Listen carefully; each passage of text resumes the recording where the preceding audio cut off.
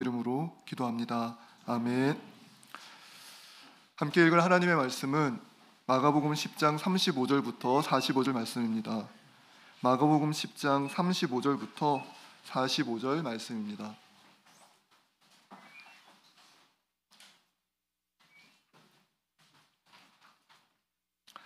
하나님의 말씀을 들으십시오. 세베대의 아들 야고보와 요한이 주께 나와 여짜오되 선생님이여 무엇이든지 우리가 구하는 바를 우리에게 하여 주시기를 원하옵나이다. 이르시되 너희에게 무엇을 하여 주기를 원하느냐. 여짜오되 주의 영광 중에서 우리를 하나는 주의 우편에 하나는 좌편에 앉게 하여 주옵소서. 예수께서 이르시되 너희는 너희가 구하는 것을 알지 못하는도다. 내가 마시는 잔을 너희가 마실 수 있으며 내가 받는 세례를 너희가 받을 수 있느냐. 그들이 말하되 할 수 있나이다. 예수께서 이르시되 너희는 내가 마시는 잔을 마시며 내가 받는 세례를 받으려니와 내 좌우편에 앉는 것은 내가 줄 것이 아니라 누구를 위하여 준비되었든지 그들이 얻을 것이니라. 열 제자가 듣고 야고보와 요한에 대하여 화를 내거늘 예수께서 불러다가 이르시되 이방인의 집권자들이 그들을 임의로 주관하고 그 고관들이 그들에게 권세를 부리는 줄을 너희가 알거니와 너희 중에는 그렇지 않을지니 너희 중에 누구든지 크고자 하는 자는 너희를 섬기는 자가 되고 너희 중에 누구든지 으뜸이 되고자 하는 자는 모든 사람의 종이 되어야 하리라. 인자가 온 것은 섬김을 받으려 함이 아니라 도리어 섬기려 하고 자기 목숨을 많은 사람의 대속물로 주려 함이니라. 아멘. 네, 저는 오늘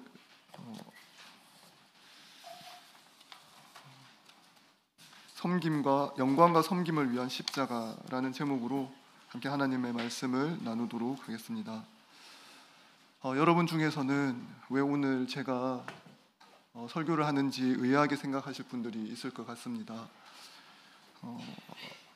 이정교 목사님께서 그 수년간의 교회 사역으로 인해서 안식년을 가지셨습니다. 박현재 목사님께서 4주간의 설교로 인해 안식을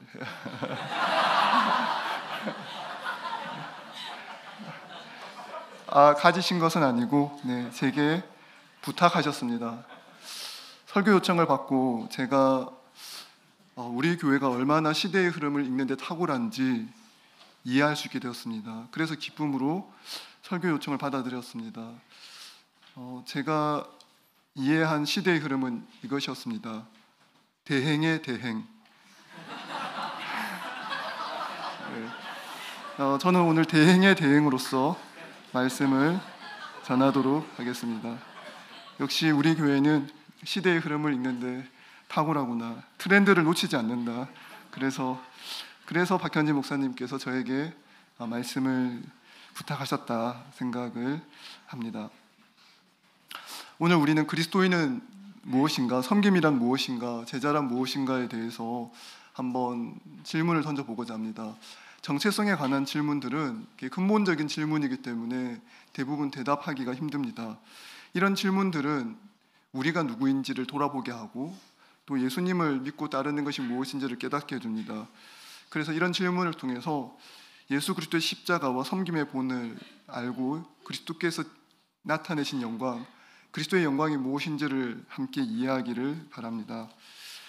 2018년 9월 21일에 경향신문 칼럼에 매우 독특한 칼럼 하나가 실렸습니다. 대한민국 신문 칼럼 역사상 이런 칼럼은 그전에도 없었고 그 이후에도 없었다라고 말을 들을 만큼 독특한 칼럼이었습니다. 정체성을 묻는 질문이 얼마나 유용하고 탁월한지를 알려주는 칼럼인데요. 그 칼럼은 서울대 정치학과 교수인 김영민 교수가 쓴 추석이란 무엇인가 되물어라 하는 칼럼입니다. 그 칼럼을 그 칼럼의 일부를 제가 한번 읽어보겠습니다. 추석을 맞아 모여든 친척들은 늘 그러했던 것처럼 당신의 근황에 과도한 관심을 가질 것이다. 친척이 명절을 핑계로 집요하게 당신의 인생에 대해 캐물어 온다면 그들이 평소에 직면하지 않았을 근본적인 질문을 던지는 게 좋다. 당숙이 너 언제 취직할 거니? 라고 물으면 곧 하겠죠 뭐 라고 얼버무리지 말고 당숙이란 무엇인가? 라고 대답하라. 추석 때라서 일부러 물어보는 거라다 라고 하거든 추석이란 무엇인가? 라고 대답하라. 엄마가 너 대체 언제 결혼할 거니? 라고 물으면 결혼이란 무엇인가? 라고 대답하라. 거기에 대해 얘가 미쳤나? 라고 말하면 제정신이란 무엇인가? 라고 대답하라. 아버지가 손주라도 한 명 안겨다오 라고 하거든 후손이란 무엇인가? 늙음하게 외로워서 그런단다 라고 하거든 외로움이란 무엇인가?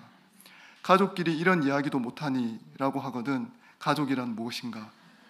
정체성에 관련된 이러한 대화들은 신성한 주문이 되어 해묵은 잡기와 같은 오지랖들을 내쫓고 당신에게 자유를 선사할 것이다. 칼럼이란 무엇인가?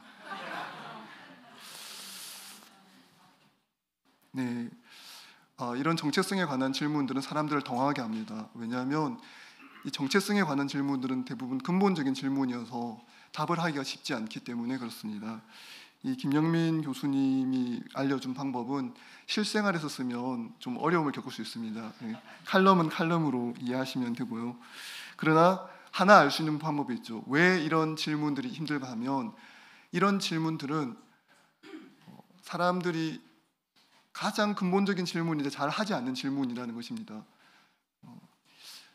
믿음이란 무엇인가? 제자도란 무엇인가? 예수님을 믿는다는 건 어떤 의미인가? 섬김이란 무엇인가? 영광이란 무엇인가? 나는 제자로서 어떻게 살아야 하는가? 이런 근본적인 질문을 대하게 되면 내가 그 질문에 대해서 답할 말이 많지 않다는 것을 알게 됩니다. 섬김이란 무엇인가에 대한 질문을 던지기 전에 또 제자가 무엇인가에 대한 질문을 던지기 전에 우리는 먼저 우상이 무엇인가에 대해서 한번 질문을 던져보았으면 좋겠습니다. 우상이란 무엇이고 우상 숭배란 무엇인가? 인간의 마음속에는 힘에 관한 갈망이 있습니다. 어떤 힘이냐라고 하면 자신의 삶에 영향을 끼치는 힘에 대한 갈망입니다. 여러분들은 힘을 인식합니다. 여러분의 삶에 영향을 끼치는 힘이라는 것이 있는데 그 힘에 대해서 인식을 하고 그 힘을 갈망하게 됩니다. 왜 갈망을 할까요? 그러니까 그 힘에 의해서 여러분의 삶이 결정되어지기 때문에 그렇습니다. 여러분이 생각할 때 나의 행복을 결정짓는 가장 결정적인 힘이 돈이라고 생각하면 여러분은 돈이 가진 힘을 갈망하게 됩니다.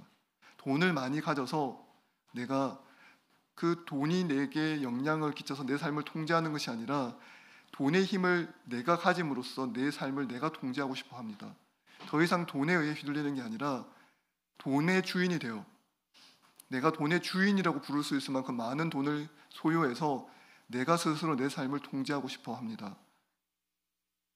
모든 우상 숭배가 그렇습니다.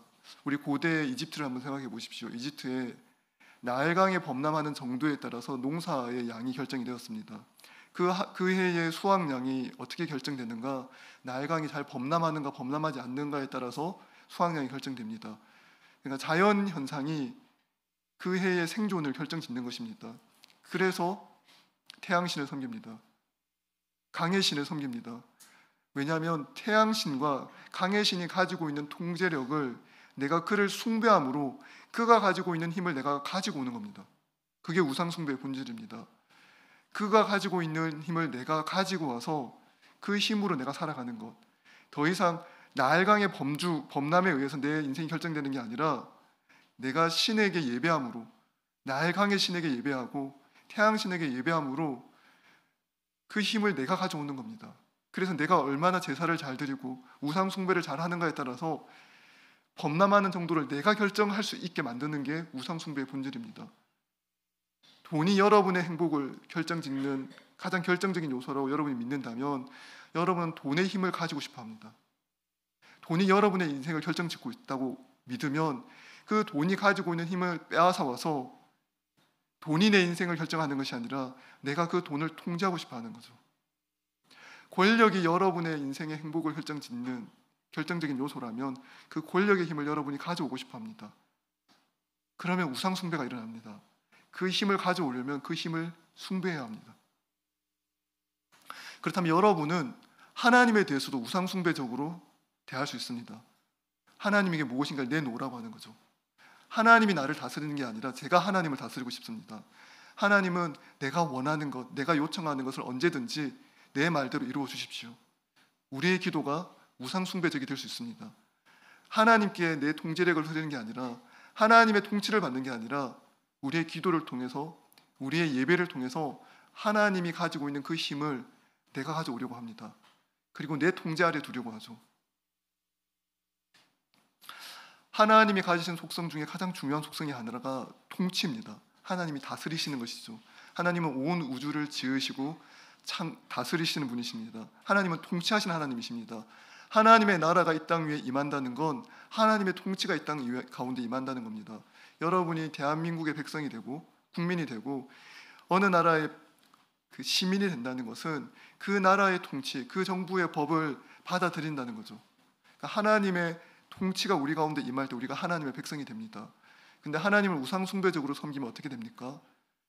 하나님의 힘의 통치를 받는 게 아니라 그 힘을 빼앗아 오고 싶습니다. 그래서 기도하고 예배합니다. 그리고 그 끝내 이루고자 하는 게 무엇입니까? 여러분의 소원, 여러분이 원하는 바를 이루고 싶어 합니다. 그러니까 하나님은 여러분의 도구가 되는 것이죠. 그래서 성경은 인간은 누구나 자기가 예배할 대상을 찾고 있다고 얘기합니다. 모두가 우상 숭배를 하고 있다고 이야기합니다. 우리는 하나님이 아닌, 여호와 하나님이 아닌 그 어떤 것도 예배할 수 있습니다. 돈도 되고 권력도 되고 인기도 되고 다른 사람들의 인정도 여러분의 예배 대상이 될 수 있습니다. 그래서 존 칼빈은 기독교 강요에서 이렇게 얘기합니다. 인간의 마음은 우상을 찍어내는 공장이라고 얘기합니다. 우리는 얼마든지 수백만 가지의 우상들을 만들어낼 수 있습니다. 하나님이 아는 것을 아닌 다른 것을 예배할 수 있습니다. 인생이 가지고 있는 비참함이 무엇입니까? 하나님께 돌려야 할 영광을 다른 것에 돌립니다. 그리고 그 존재가 가지고 있는 힘을 빼앗아 오려고 하죠. 그리고 하나님께도 합당한 영광을 돌리지 않습니다. 하나님께 영광을 돌린다고 이야기하고 예배하지만 결국은 하나님이 가지고 있는 그 통제력을 빼앗아서 내 삶을 내 마음대로 통제하고 싶어 합니다. 그러므로 현대인들의 가장 큰 우상은 무엇입니까? 자기 자신입니다. 내가 조금 더 가치 있는 존재가 되는 것, 내가 조금 더 사람들에게 인정을 받는 것, 그래서 내가 행복하고 내가 즐거워지는 것, 내 삶을 통제할 수 있는 힘, 그 힘을 얻기 위해 자기의 인생을 전력 투구합니다. 그러므로 현대인들은 어느 누구 할 것 없이 교회 안에 있으나 밖에 있으나 참된 예배의 대상을 찾지 못하고 흔들릴 때가 많습니다. 심지어 이곳에 있는 사람들조차도 정도의 차이는 있으나 다양한 형태로 우상 숭배를 하고 있습니다. 저 또한 다르지 않습니다. 제가 얻고자 하는 힘이 있고 그 힘을 통해서 내 삶을 통제하고 싶어 합니다. 돈이 많고 적음에 따라서 내 삶에 대한 통제력이 달라질 때 돈을 많이 가지고 싶어 합니다. 더 많은 돈을 가지면 조금 더 걱정 없이 살 수 있다라고 믿어 의심치 않습니다. 그러므로 이 일은 우리 모두에게 일어나는 일입니다. 마가복음 10장 35절에서 45절을 보면 예수님의 제자들조차 우상 숭배에서 자유롭지 않았다는 사실을 알 수 있습니다. 그들은 예수님께 인생을 헌신했다고 고백했고 예수님을 뒤쫓고 쫓아간다고 이야기했지만 그들 역시 자기 영광을 추구했고 우상 숭배를 하였습니다. 우리 오늘 읽은 35절 바로 앞에 있는 본문부터 한번 살펴보겠습니다. 마가복음 10장 28절에 보면 예수님께 베드로가 하는 고백이 있습니다. 베드로가 여짜와 이르되 보소서 우리가 모든 것을 버리고 주를 따랐나이다. 베드로는 확신 있게 이야기합니다. 저는 예수님을 따르고 있습니다. 저는 모든 것을 버리고 예수님을 지금 따르고 있습니다. 저는 그렇게 헌신된 사람입니다. 자기 자신에 대한 확신입니다. 지금 예수님께서 이제 예루살렘으로 올라갑니다. 예루살렘으로 올라가 고난과 고통을 당하고 십자가의 죽음을 당할 그 길을 걸어갑니다. 그런데 제자들의 마음속에 예수님은 영광을 얻기 위해서 길을 걸어가는 것입니다. 자기 자신들이 생각하는 영광입니다. 예수님이 얻고자 하는 영광은 따로 있는데 제자들은 자신들이 생각하는 영광의 길이 따로 있었습니다. 예수님께서 사람들로부터 인정을 받고 권력을 가지게 되고 통치하는 왕, 이스라엘의 왕으로 등극하는 것을 기대하고 있었습니다. 32절에 보면 예루살렘으로 올라가는 길에 예수께서 그들 앞에 서서 가시는데 그들이 놀라고 따르는 자들은 두려워한다라고 되어 있습니다. 제자들에게 어떤 이유에서 두려워했는지 모르나 예수님께서 예루살렘으로 올라가는 그 걸음을 바라보면서 두려움이 생겼습니다. 그래서 예수님께서 그들을 다시 불러서 이야기합니다. 무슨 이야기를 해줄까요? 이에 다시 12제자를 데리시고 자기가 당할 일을 말씀하여 이르시되, 이게 세 번째로 예수님께서 자신의 고난에 대해서 이야기한 것입니다. 33절에 보라, 우리가 예루살렘에 올라가노니 인자가 대제사장들과 서기관들에게 넘겨짐에 그들이 죽이기로 결의하고 이방인들에게 넘겨주겠고 그들은 능욕하며 침뱉으며 채찍질하고 죽일 것이나 그는 3일 만에 살아나리라 하시니라. 예수님께서 이야기하십니다. 나는 예루살렘을 올라가고 우리 모든 예루살렘 올라가는데 인자가 붙잡히게 되고 그리고 인자를 죽이기로 그들이 결정하고 이방인들의 손에 넘겨주겠고 인자가 능욕을 당하며 침을 맞으며 채찍질 당하고 죽을 것이다. 그러나 3일 만에 다시 살아날 것이다 라고 이야기해 주었습니다.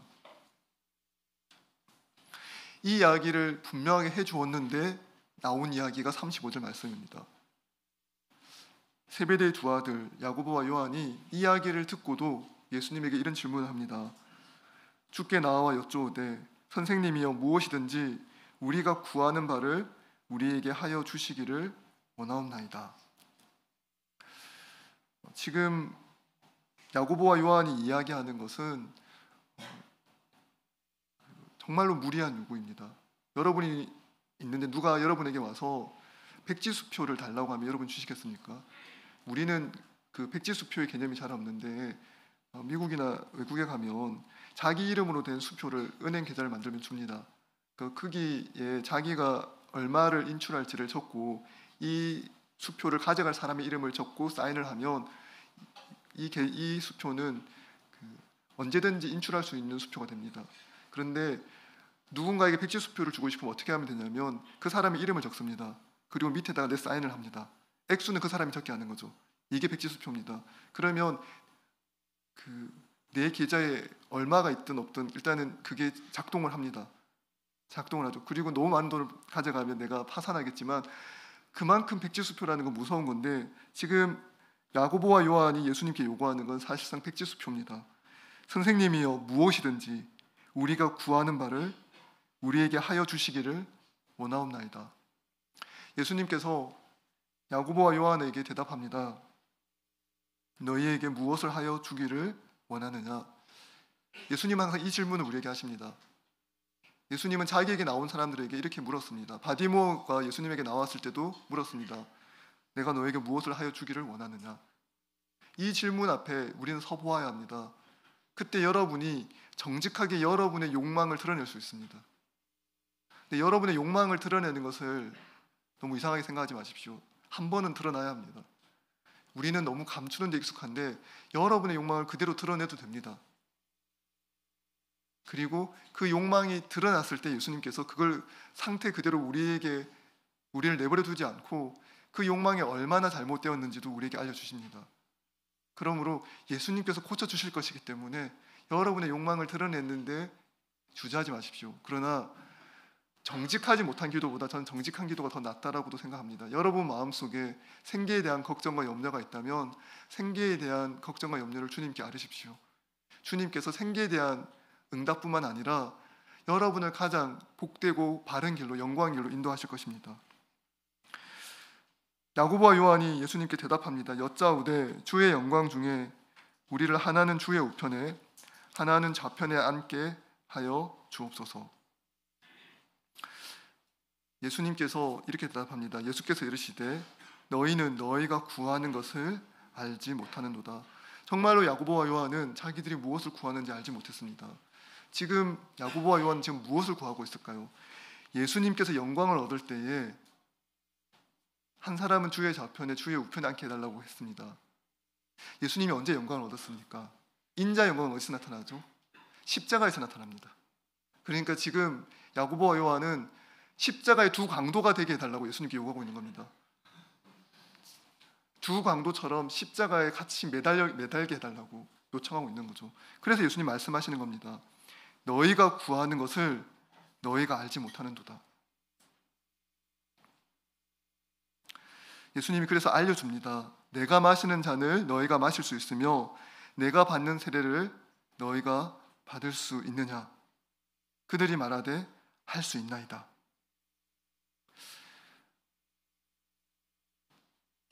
이 주님의 영광을 받을 때 한 사람은 주의 우편에 한 사람 주의 좌편에라는 말은 사실상 자기 자신의 영광을 구하는 것 같으나 또 한편으로는 예수님의 영광을 구하는 말이긴 합니다. 이 말 자체는 예수님이 일단 영광을 얻는 거잖아요. 그러니까 야고보와 요한은 매우 교묘하게 자신들이 얻고자 하는 건 자신의 영광인데 자신들이 영광을 얻기 위해서 예수님께 영광을 돌립니다. 예수님이 영광을 얻을 때에 그때 저를 주의 우편에 저의 주의 좌편에 앉게 해주십시오. 이렇게 인간이 교묘합니다. 인간은 하나님을 위하는 말로써 자기 영광을 추구합니다. 하나님이 중심이 아니라 자기 영광이 더 중심인데 자기 영광을 감추기 위해서 하나님의 영광을 선포합니다. 예수님을 높이는데 왜 높이는가? 자기가 높아지기 원했기 때문에 예수님을 높입니다. 이렇게 자기 영광과 하나님의 영광을 뒤섞습니다. 자기 이익과 하나님의 이익을 뒤섞습니다. 그러나 진정으로 질문해야 할 것은 그래서 원하는 것이 무엇인가? 너는 나에게 무엇을 원하는가? 내가 너에게 무엇을 해주기를 원하는가? 예수님께서 질문하셨을 때 가장 정직한 대답은 사실은 제가 영광을 얻기를 원합니다. 예수님의 영광은 뒤따라오는 것이고 제가 얻고자 하는 것은 저의 영광입니다. 이렇게 얘기할 것입니다. 예수님께서 대답하십니다. 너희는 너희가 구하는 것을 알지 못하는도다. 내가 마시는 잔을 너희가 마실 수 있으며 내가 받는 세례를 너희가 받을 수 있느냐? 예수님이 마신 잔은 무엇이고 예수님이 받은 세례는 무엇입니까? 성경에서 잔이라는 것은 고통과 고난의 잔입니다. 진노의 잔이라고 이야기하죠. 죄에 대한 진노, 하나님께서 죄에 대해서 진노하시는 고통과 고난의 잔을 예수님께서 마시셨습니다. 그래서 예수님은 우리의 죄를 향한 진노의 잔을 우리를 대신해서 마시셨습니다. 예수님께서 제자들에게 묻습니다. 너희는 내가 마시는 잔을 마실 수 있느냐? 내가 다른 사람을 위하여 고통당하고 고난당한 것처럼 너희도 다른 사람을 위하여 고통당하고 고난당할 수 있는가? 예수님께서 세례를 받으셨습니다. 하나님의 기뻐하시는 자, 하나님의 아들로서 이 땅에 오셨고 하나님을 기뻐하고 하나님의 뜻을 성취하셨습니다. 예수님께서 우리에게 질문하십니다. 예수님이 받은 세례를 우리도 받을 수 있는가? 질문하시는 것입니다. 동일하게 하나님의 뜻을 이루고 하나님의 뜻을 기뻐하며 살 수 있는가? 라고 묻는 것입니다. 여러분 뭐라고 대답하시겠습니까? 예수님은 항상 여러분에게 질문합니다. 너희는 할 수 있느냐?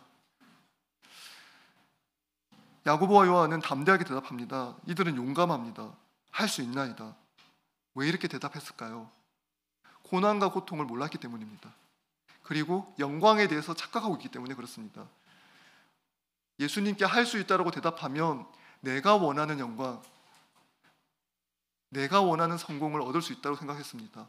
이 대답을 하면 내가 행복할 수 있다고 생각하니까 그 잔과 세례가 무엇인지 생각하지 않고 할 수 있다라고 이야기했습니다. 그래서 예수님께서 이야기합니다. 너희는 내가 마시는 잔을 마시며 내가 받는 세례를 받으려니와 내 좌우편에 앉는 것은 내가 줄 것이 아니라 누구를 위하여 준비되었든지 그들이 얻을 것이니라. 예수님의 제자들은 예수님을 따라가는 사람들입니다. 그 보네퍼가 쓴 제자도라는 책이 있습니다. 그 보네퍼의 제자도라는 책 독일어 원제가 나크폴게라는 건데 그게 따라오라는 겁니다. 뒤따라오라. 그걸 미국에서 영어로 번역하면서 discipleship, 제자도라고 번역했습니다. 제자는 어떤 사람이죠? 예수님을 뒤따라가는 사람들입니다. 예수님의 삶에 가치가 있고 예수님의 가르침이 진리여서 그 삶을 따라가는 사람들이 예수님의 제자들입니다. 예수님이 자신의 인생을 걸고 자기에게 주어진 잔을 마셨습니다. 기쁨으로 마셨습니다. 그리고 자기에게 주어진 고통과 고난을 감당하셨습니다. 그렇다면 예수님의 제자들도 예수님을 본받아서 예수님이 마신 잔을 마시고 예수님이 지신 십자가를 지고 자기를 부인하고 예수님을 따라가야 합니다. 그게 제자이기 때문에 그렇죠. 제자의 정체성입니다. 제자는 뒤따라가는 사람들입니다. 예수님을 뒤따라가는 사람들. 그러므로 너희는 내가 마시는 잔을 마시며 내가 받는 세례를 받으려니와, 이 말은 다른 말로 하면 그래서 너가 제자가 아니냐. 제자는 나를 따라온다. 예수님은 언제나 이야기합니다. 나를 따르라. 예수님께서 나를 따르라라고 이야기할 수 있는 건 예수께서 기쁨으로 고난을 감당하시고 고통을 감당하셨기 때문에 그렇게 하신 것입니다. 이 고통과 고난의 길을 따라가는 사람들은 약속된 영광이 있습니다. 예수님께서 말씀하십니다. 내 좌우편에 앉는 것은, 내가 얻을 영광을 함께 얻는 것은 그 숫자가 몇 명이었든지 많든 적든 상관없이 얼마나 많아도 좋다. 100만 명이 몰려와도 좋다.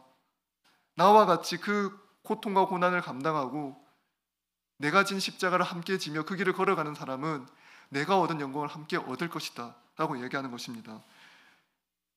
내 좌우편에 앉는 것은 내가 줄 것이 아니라 누구를 위하여 준비되었든지 하나님께서 얻게 해주신다고 이야기해 주셨습니다.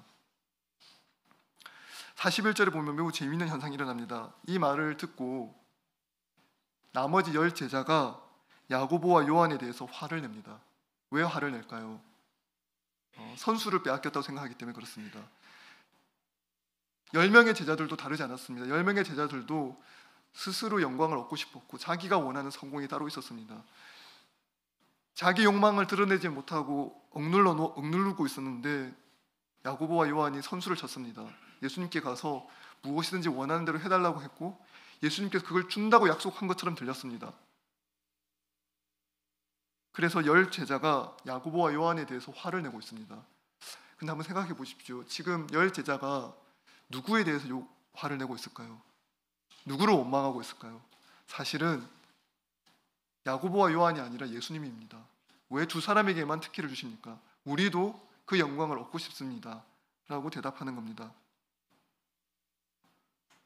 그래서 예수님이 42절에 예수께서 불러다가 이러시되 그 12 제자를 다 불러서 설명해 줍니다. 얘들아 싸우지 마라. 설명해 주겠다라고 얘기하면서 매우 중요한 이야기를 합니다. 이방인의 집권자들이 그들을 임의로 주관하고 그 고관들이 그들에게 권세를 부리는 줄을 너희가 알거니와. 자, 여기서 중요한 말이 뭘까요? 예수님께서 갑자기 집권자들에 대해서 이야기합니다. 권력자들에 대한 이야기를 합니다. 왜 이야기를 할까요? 예수님께서 제자들의 욕망을 꿰뚫어 보고 있었기 때문에 그렇습니다. 제자들은 영광을 얻고 싶어 했습니다. 권력을 가지고 싶어 했습니다. 다른 사람들을 통제하고 다른 사람들의 힘에 의해서 통제받지 않는 삶. 내가 다른 사람을 통제하고 내가 내 인생을 통제하지 누구로부터 통제받지 않는 삶을 제자들이 원한다는 것을 알고 있었습니다. 그런 사람들이 어떤 사람들이죠? 이 세상에서 권력자들입니다. 누구의 지배도 받지 않고 자기 원하는 대로 할 수 있는 사람들, 그게 권력자들이죠. 그래서 예수님 이야기합니다. 이방인의 집권자들이, 이방인의 왕들이, 이 세상의 왕들이 이 세상 사람들을 임의로 주관하고, 여기서 가장 중요한 말은 임의로입니다. 임의로 주관한다는 건 무슨 말이죠? 마음대로 다스린다는 겁니다. 내가 원하는 대로, 그 권력의 한계가 없이 마음먹은 대로. 권력의 속성은 무엇일까요? 권력의 속성은 남용된다는 데 있습니다. 여러분, 제가 신대원에서 강의를 하는데 제가 신대원 학생들한테도 얘기를 합니다. 권력의 속성은 무엇이냐? 남용하는 거에 있습니다. 권력을 남용하지 않은 사람을 사람들은 두려워하지 않습니다. 교수가 과제 마감 기한이 있는데 좀 연장해 달라고, 다 못했다고 했는데 괜찮다고, 얼마든지 천천히 내십시오. 감점도 없습니다. 원래 감점을 준다라고 했는데 강의 계획서에 적어놨는데 갑자기 괜찮습니다. 마음껏 천천히 내셔도 되고 감점도 없습니다. 그러면 사람들이 무서워하지 않죠. 어떤 교수님을 무서워합니까? 마감 기한을 철저하게 지키고 과감하게 F를 날립니다. 그럼 사람들이 무서워하죠. 저분이 무슨 짓을 할지 모른다. 그러면 무서워합니다. 권력을 남용했으면 남용할수록 무서워하는 겁니다. 송승민 전도사님 졸업식에 그 신대원 원장님이 축사를 하시면서 이렇게 얘기하셨거든요. 제 수업에서 살아남은 여러분 축하드립니다. 제가 그걸 보고 큰 감동을 받았습니다. 나는 어떤 교수가 되어야 하는가? 나도 저런 교수가 되었으면 좋겠다. 나중에 신대원 졸업식에서 제 수업에서 살아남은 여러분 축하드립니다. 멋지지 않습니까? 그 뒤에서 우리 김동혁 전도사님이 아내 되시는 김민장 전도사님께서 막 손을 흔들시더라고요. 안 돼요. 지금 제 수업을 듣고 있습니다. 그래서 권력의 구조를 한번 생각해 보십시오. 권력은 남용할수록 그 권력을 가진 사람에게 이익이 돌아오는 구조가 있습니다. 그렇지 않습니까? 법이 있는데 권력자가 법을 지키지 않습니다. 무슨 짓을 할지 모릅니다. 어쩔 수 없이 끌려다닙니다. 왜냐하면 그에게 권력이 있기 때문에 그렇죠. 마음대로 주관합니다. 그게 권력의 영광입니다. 이 땅의 왕들은, 이방인의 주권자들은, 이 세상의 왕들은 어떻게 세상을 다스립니까? 어떤 영광을 추구합니까? 법에 의해서도 통치받지 않습니다. 법 위에 서려고 하죠. 내 말 한마디에 무엇에 의해서 통제받지 않는 삶을 살고 싶어 합니다. 그게 우상숭배의 핵심이고 사람들이 되고자 하는 바입니다. 내가 말을 했는데 사람들이 이리 가고 저리 갑니다. 이래라 저래라 했더니 진짜 일을 하고 저를 합니다. 내 말 한마디에 사람이 움직이는 걸 봅니다. 그때 사람들이 영광을 느낍니다. 왜? 무슨 영광일까요? 마치 자신이 신이 된 것 같은 느낌을 받는 겁니다. 내 말 한마디에 사람들이 움직이는 것, 누구도 나를 통제하지 않는 것. 사람들은 그걸 영광으로 압니다. 이 땅의 권력의 속성은 그렇습니다. 남용할수록, 정한 규정을 지키지 않을수록, 그래서 이 권력을 가지고 그 사람이 무슨 짓을 할지 모를수록 사람들이 두려워합니다. 하나님의 영광은 무엇일까요? 하나님께서 하나님의 백성들을 통해서 이 땅 가운데 보여주고자 하셨던 진정한 영광은 무엇일까요? 예수님께 있습니다. 예수님은 십자가 죽음의 자리로 가셨습니다. 십자가 죽음의 자리는 무엇입니까? 자기 생명에 대한 자신의 통제권을 조금도 주장하지 않는 것입니다. 죽음의 자리로 걸어갑니다. 자기 자신을 위한 게 아닙니다. 이 땅의 많은 죄인들을 위하여 예수께서 죽음의 자리로 자기 자신에 대한 생명에 대한 통제권을, 통제력을 조금도 발휘할 수 없는 그 자리로 걸어 들어갑니다. 스스로 기쁨으로 진노의 잔을 마시고 죽음의 자리로 걸어갑니다. 그 희생을 통하여 다른 사람이 유익을 얻게 합니다. 다른 사람이 평화를 얻게 합니다. 하나님의 진노가, 내가 진노를 받음으로 하나님의 진노가 해소될 수 있도록 예수께서 그 길을 걸어가신 것입니다. 이것이 예수님의 영광입니다. 예수님은 언제 영광스러워졌습니까? 인자가 영광을 얻을 때가 오나니. 언제였습니까? 예수께서 사복음서에 끊임없이 이야기합니다. 인자가 영광을 얻을 때가 온다. 대제사장들과 서기관들에 붙잡히고 죽임당하고 능욕당하고 침뱉음을 당하고 이리저리 끌려다니고 사람들에게 버림당하는 것, 그것이 인자가 영광을 얻을 때라고 이야기합니다. 그러므로 이 세상의 질서와 예수님의 질서는 전혀 다릅니다. 이 세상의 영광과 예수님의 영광은 전혀 다릅니다. 예수님은 십자가에서 하나님의 영광을 찬란하게 빛냈습니다. 자기 자신에 대한 통제권을 전혀 주장하지 않으므로 온전히 그 자리에서 하나님의 통치가 완전하게 이루어졌습니다. 하나님이 다스리시는, 하나님이 완전하게 다스리시는 한 사람, 하나님께 자기 생명을 온전히 내어드려서 하나님의 뜻을 성취하신 한 사람의 모습이 이 세상 가운데, 이 역사 가운데 찬란하게 빛이 났습니다. 그 빛 아래서 우리가 영광을 얻었고 그 빛으로 인해서 우리가 구원을 얻었습니다. 여러분, 어떻게 구원을 얻었습니까? 예수께서 자신의 생명에 대한 통제권을 완벽하게 포기하시고 십자가 그 자리로 걸어가신 것입니다. 바로 거기에서 하나님이 영광을 얻으셨습니다. 언제 여러분은 하나님께 영광을 돌리십니까? 하나님의 통치를 인정하지 않고 여러분이 하나님께서 얻어올 수 있는 것을 끊임없이 주장하며 하나님에게 이건 내놓으라 저건 내놓으라 끊임없이 하나님을 쥐고 흔들 때 그때 하나님 영광을 얻습니까? 아니요, 그렇지 않습니다. 예수께서 하나님을 영광스럽게 하신 것처럼, 하나님께 영광을 돌린 것처럼 우리의 삶의 주도권을 하나님께 내어드리고 우리의 삶에 대한 통제력을 하나님께 온전히 내어드릴 때 하나님께서 하나님 뜻을 우리에게 온전히 이루시면서 우리의 삶이 하나님의 영광이 되게 하십니다. 그래서 예수님은 말씀하십니다. 43절, 너희 중에는 그렇지 않을지니. 우리는 전혀 다른 삶을 산다는 것입니다. 권력자들의 삶의 영광은 무엇입니까? 권력자들의 삶이 보여주는 그 가장 중심된 속성은 무엇입니까?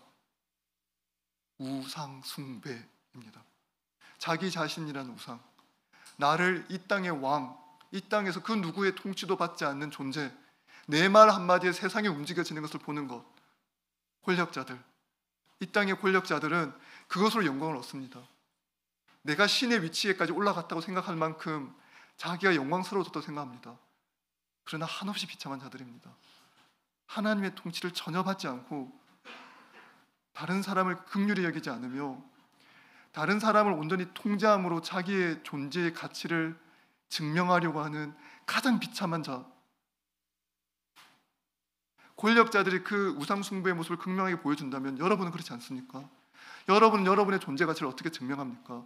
어떻게 인정받고 싶어 합니까? 여러분이 노력해서 많은 돈을 벌고 좋은 직업을 가지고 좋은 대학에 가고 많은 사람들로부터 인정을 얻고 많은 사람들이 부러워할 만한 결혼을 하고 무엇인가 여러분의 존재 가치를 끊임없는 노력으로 꾸미고 보여주어서 더 많이 인정받고 더 많이 가치 있어지기를 원하지 않습니까? 그게 우상 숭배입니다. 내가 노력해서 나의 존재 가치를 증명하려고 하는 것, 내가 노력해서 내 존재 가치를 한없이 빛나게 하려는 것, 자기 영광을 추구하는 것, 우상 숭배입니다. 예수님은 우리에게 분명하게 얘기합니다. 너희 중에는 그렇지 않을지니. 너희는 그럴 수가 없다. 너희는 나를 따르라. 세상은 자기 영광을 추구하나 너희는 나를 뒤쫓아오라. 너희 중에는 그렇지 않을지니 너희 중에 누구든지 크고자 하는 자는 너희를 섬기는 자가 되고 너희 중에 누구든지 으뜸이 되고자 하는 자는 모든 사람의 종이 되어야 하리라. 우상 숭배의 핵심이 무엇입니까? 자기 영광에 추구고 자기 가치를 스스로 자기 존재의 가치를 스스로 증명하는 것입니다. 다른 말로 하면 으뜸이 되고자 하는 것, 크고자 하는 것, 타인이 지옥이 되는 거죠. 나는 저 사람보다는 커야겠다. 저 사람보다 높아져야겠다. 최소한 쟤는 이겨야겠다. 제가 장난식으로 이런 얘기를 많이 했습니다. 보통 저는 쟤보다는 낫다 해서 쟤를 담당하고 있습니다. 근데 제가 곰곰이 생각해 보면 그 말이 진실이 아닌 것 같습니다. 정말 제가 쟤보다는 낫다 해서 쟤를 담당하고 있을까요? 아니요. 쟤보다는 낫다 해서 쟤를 담당하는 말로 제가 얼마나 겸손한 자를 뽐내고 있는 겁니다. 여러분이 정말 여러분에게 제가 쟤보다는 낫다 라는 생각으로 여러분이 저를 바라보는 걸 제가 견딜 수 있을까요? 여러분이 누군가를 바라보는데 내가 쟤보다는 낫지 라는 마음을 가지고 안식을 얻기를, 나를 통해서 위로를 얻기를, 그런 마음을 가진 사람이 한 사람도 있습니까?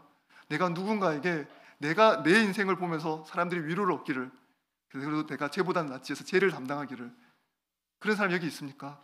아니요, 없습니다. 우리 마음 깊은 곳에 크고자 하는 열망이 있고 으뜸이 되고자 하는 열망이 있습니다. 근데 예수님은 크고자 하는 자, 너의 욕망을 가지고 있는 자, 그 욕망을 감추지 말고 그 욕망을 바라보고 그 욕망을 하나 옆에 내려놓으라고 얘기합니다. 섬기는 자가 되고 종이 되라고 이야기합니다. 여러분, 종은 뭡니까? 노예는 어떤 존재입니까? 노예를 다른 말로 하면 통제력을 상실한 자가 노예입니다. 노예는 자기 삶에 대한 통제력이 없습니다. 통제력을 행사하는 분이 따로 있죠. 주인이 있습니다. 주인이 통제력을 행사할 때 종이 되는 것입니다. 예수님이 우리가 모든 사람의 종이 되어야 한다고 합니다. 무슨 말입니까? 모든 사람을 주인으로 섬겨야 한다는 거죠.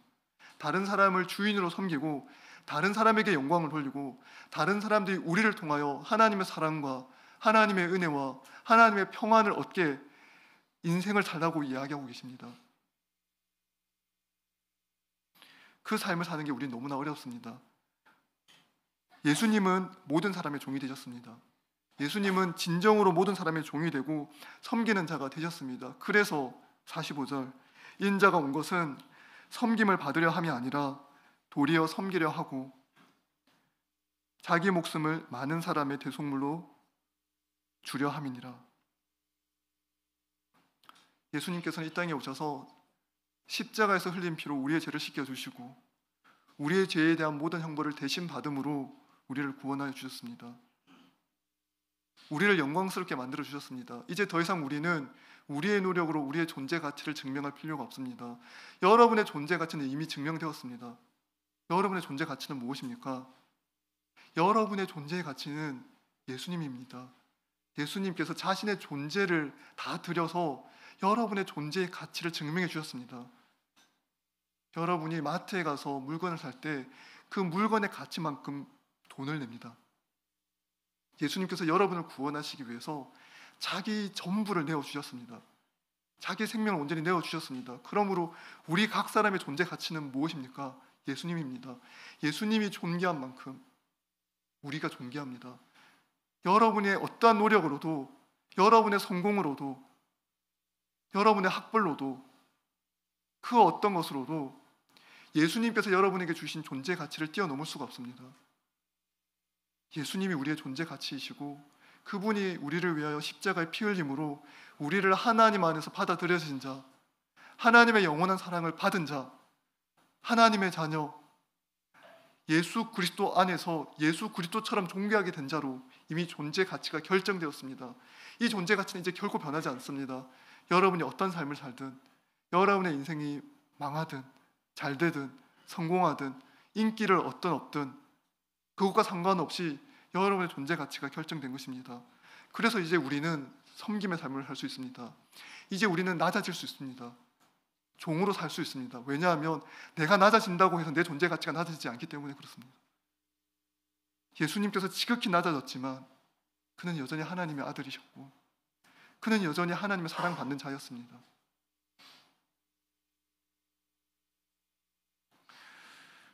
우리는 우리의 존재 가치를 증명하고 싶어 합니다. 사람들이 나를 업신여길까 두려워합니다. 그래서 끊임없이 자기 존재의 가치를 증명하기 위해서 스스로 자기 자신을 우상으로 삼아 살아갑니다. 예수께서는 이 땅에 섬기는 자로 오셨습니다. 온전한 섬김을 이루기 위해서 스스로 온전한 종이 되어 자기 영광을 추구하는 종이 아니라 하나님께 온전히 영광을 돌리셨고 십자가에서 온전히 죽으셨습니다. 그래서 십자가의 죽으심으로 우리를 향한 하나님의 뜻을 성취하셨습니다. 예수 그리스도를 향한 하나님의 뜻이 온전히 성취되었습니다. 사랑하는 여러분, 여러분께서 여러분의 십자가를 지고 예수 그리스도를 따를 때 여러분을 향한 하나님의 뜻이 성취될 것입니다. 그리고 하나님께서 영광을 얻으십니다. 여러분이 여러분의 삶의 주도권을 하나님께 내어드릴 때, 여러분에 대한 삶의 통제력을 하나님께 온전히 내어드릴 때, 하나님이 여러분의 삶을 통치하실 때 하나님께서 영광을 얻으십니다. 그리고 여러분의 삶이 진정으로 반짝반짝 빛이 나게 될 것입니다. 예수님의 좌편과 우편에 앉는 것은 예수님이 주시는 것이 아니라 누구든지 예수님이 따라가신 그 길을 따라서 그 길을 걸어가는 사람은 누구든지 그 영광을 얻게 되어 있습니다. 남들이 보기에 있는 영광이 없어 보이나 삶의 통제력을 상실한 것처럼 보이나 권력을 조금도 가지고 있지 않는 것처럼 보이나 진정으로 낮아짐으로 섬김으로 다른 이를 복되게 하고 다른 이를 주님께로 인도하고 하나님의 사랑과 평화와 은혜를 이 땅 가운데 증가할 것입니다. 그러므로 이 말씀을 기억하십시오. 인자가 온 것은 섬김을 받으려고 한 것이 아니라 도리어 섬기려 하고 자기 목숨을 많은 사람에게 대속물로 주려 함이니라. 사랑하는 여러분, 이제 우리는 그럼 어떻게 살아야 합니까? 세상은 힘을 통한 지배, 힘을 많이 가짐으로 다른 사람을 지배하고 지배를 통한 영광을 추구합니다. 그러나 우리는 섬김을 통한 영광을 추구합니다. 내 삶에 대한 통제력을 온전히 하나님께 내어드림으로 내가 다른 사람의 종이 될 수 있습니다. 모든 사람의 종이 되어 섬길 수 있습니다. 우리가 모든 사람의 종이 되어 섬길 때 우리를 향한 하나님의 뜻이 성취됩니다.